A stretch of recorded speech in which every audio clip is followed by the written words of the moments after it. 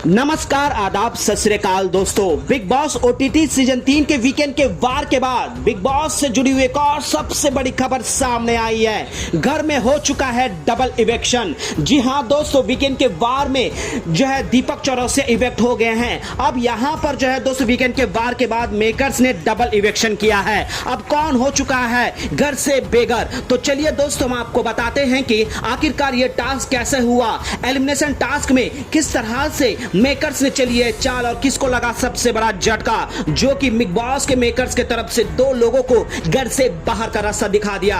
तो चलिए दोस्तों बिना देरी किए हुए वीडियो की शुरुआत करते हैं। इस रिपोर्ट को बताने से पहले अगर आप हमारे YouTube चैनल मीडिया अपडेट्स में पहली बार हो तो प्लीज हमारे YouTube चैनल को सब्सक्राइब और बाजू के बेल आइकन के बटन को प्रेस करना बिल्कुल भी ना भूले। बिग बॉस ओटीटी सीजन 3 के घर के अंदर दोस्तों वीकेंड के वार में फैजू और साथ ही साथ एल्विश यादव आए। फिर उसके बाद कई सारी गर्मा गर्मी बातें भी हुई। अब यहां पर हुआ यूं दोस्तों कि बिग बॉस ने जो है दोस्तों एक एलिमिनेशन टास्क रखा, जिसमें 5 राउंड रखे गए हैं, जिसमें 2-2 कंपैरिजन में जो है दोस्तों जोड़ियों को रखा गया। जिसमें पहली जोड़ी जो थी दोस्तों विशाल और सना मकबूल, जिन्हें काउंट करना था 13 मिनट का। तो वहीं दूसरे राउंड में थे दोस्तों साई केतन राव, शिवानी कुमारी और रणवीर। ये तीनों को भी 13 मिनट काउंट करना था। ऐसे करके जो है दोस्तों 5 राउंड हुए, जिसमें जो है दोस्तों नेजी के साथ अरमान मलिक थे, लव कटारिया के साथ कृतिका मलिक थी, तो वहीं पर सना सुल्तान और अदनान ये दोनों की जोड़ी थी। अब यहां पर बिग बॉस ने ये टास्क रखा था कि किसका जो है परफेक्ट टाइमिंग होगा, यानी कि 13 मिनट के नजदीक कौन होगा, ये रखा गया। जिसके बाद सभी के काउंट हुए।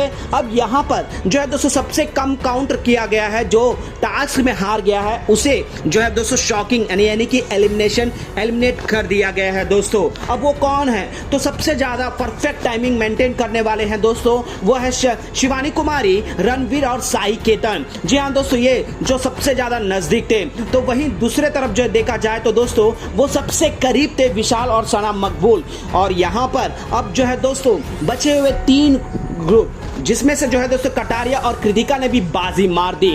तो वहीं पर अरमान मलिक और नेजी ने भी जो है दोस्तों टाइमिंग के मामले में सबसे आगे निकल गए। अब यहां पर जो है दोस्तों बच गए अदनान शेख, सना सुल्तान। जी हां दोस्तों, आप सही सुन रहे हो, डबल इवेक्शन हो चुका है। घर से बेघर हो गए हैं सना सुल्तान और अदनान शेख। अब यहां पर टाइमिंग में मिसमैच हुआ।